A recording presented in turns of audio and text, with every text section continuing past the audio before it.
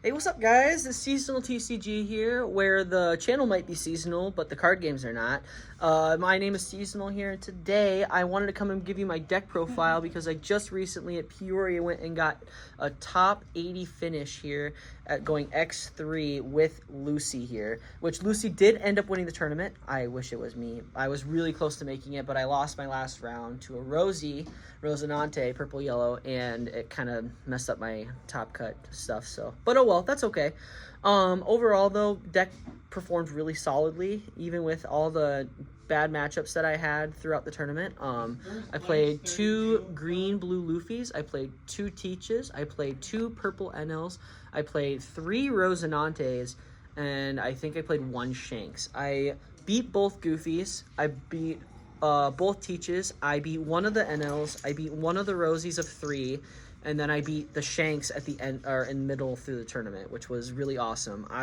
Lucy just played so well, and it played exactly how I thought it was going to play, and I was just super proud of how well the deck performed. Just wanted to get this deck profile out to you guys just to show you that Lucy is still a great contender in this meta, especially if you're seeing a lot of Teach and a lot of Nami. Lucy is just an excellent deck to play, and I'm gonna show you what I play, just so you guys can see that. But if you guys are wanting more deck profiles like this, let me know. Hit the like, hit the subscribe button. Let me know what your deck profiles you're wanting and what decks you're wanting to see. So, without further ado, let's get started here. If you don't know what Lucy's effect does, you're living under a rock, but just in case, it's essentially like OP03 Ace's effect, where you can discard on your attack or on your opponent's attack any events to increase your power by 1k for the battle, and then also if you activate an event with a cost of 3 or more, you can draw 1 card. So this deck draws a lot of cards, and let's kind of show you how I do so. So to start off, I have with me my little bodies, I like to call them. I have my Rebeccas, I have my Violas, I have my Leos. If you are watching the Lucy decks list, I don't think this really changes. You kind of keep these at 4. You have a really good blocker. You have a good 2k that searches. Both these are searchers. And then you also have your way to defend all your little bodies. Especially also you're defending your 4 costs, like this Cavendish here. I'm personally running the Cavendish build because I find drawing cards and the consistency of the Cavendish build way more important than being able to have the power of the Bartolomeo build.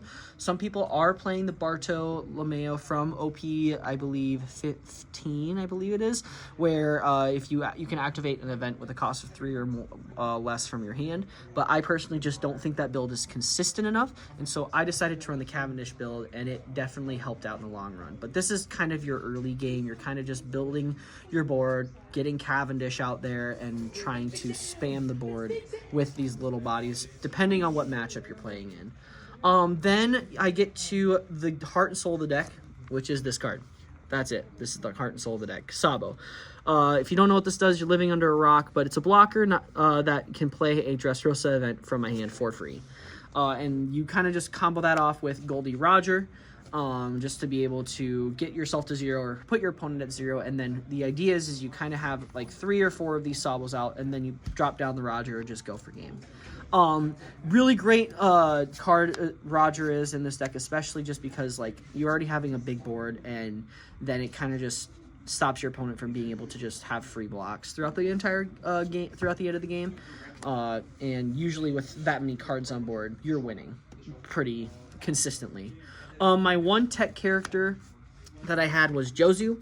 Jozu in this meta, I think, is really, really important because of the Rosinante matchup. Earlier on, before the Peoria Regional, I kind of was playing against Rosinante and I'm getting just schooled.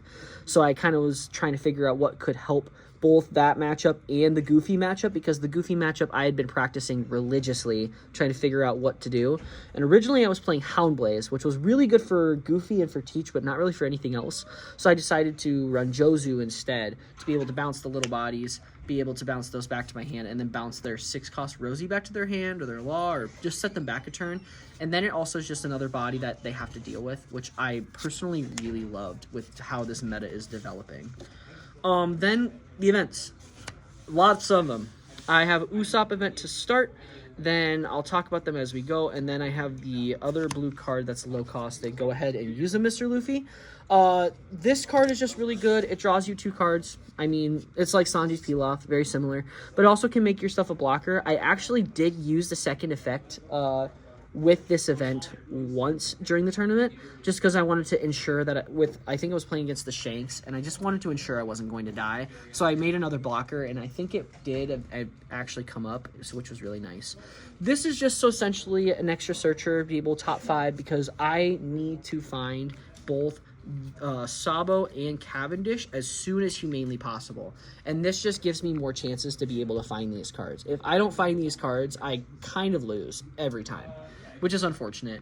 I think I missed on one of these two one time the entire regional, and it was because I chose to miss on it.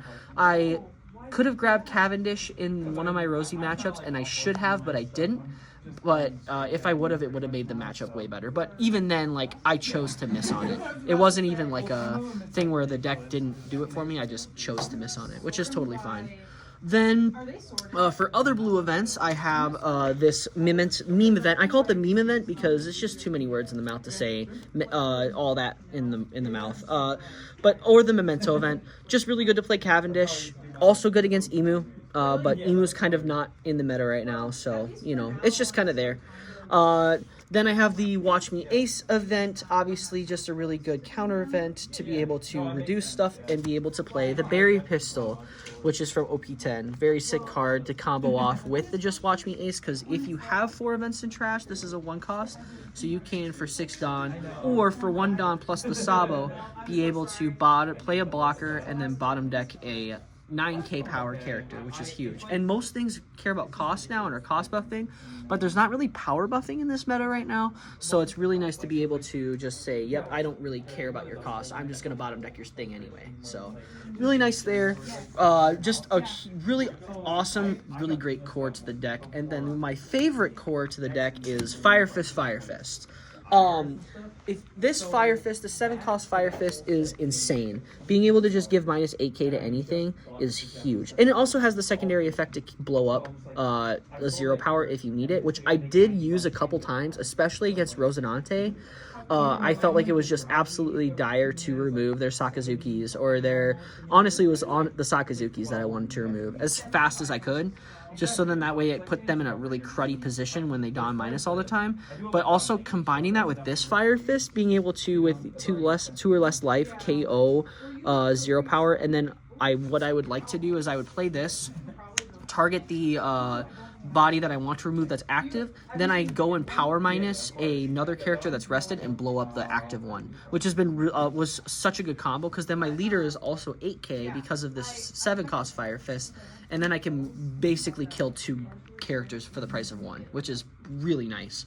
I was originally running this at 2, the 2-cost Fire Fist, but I felt like it was so much more necessary now, because you have Teach, which has a 12k body, you have Shanks, which has just a 12k body, you have Nami, which has Newgate, which has a 12k body, you have Ace, which has a 12k body, and everything like that, and you want to be able to answer that, those 12ks immediately, or even then there's still 10ks around, and you want to be able to answer one, like those decks that play 1 body every turn, you want to play Fire Fist into Fire Fist and answer it immediately, because then they don't have a board presence and you just kind of continue with your tempo.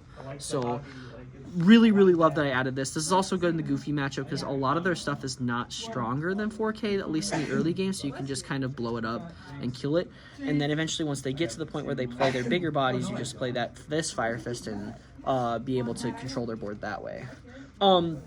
Then obviously play the stage, and then my last card that I want to shout out Riley for this, I played Gravity Blade as a 1-of, and it actually did come up a couple times during the tournament. It came up against one of my Goofies, it came up against my Rosies for sure, and it was just such a good card, and I just want to shout out Riley for that, because I would not have played it if it weren't for him. He's like, you have to run the card, and I was testing it, and I was like, okay, I kind of see the vision, and played it, and I was a little skeptical about it, but I'm so glad I did.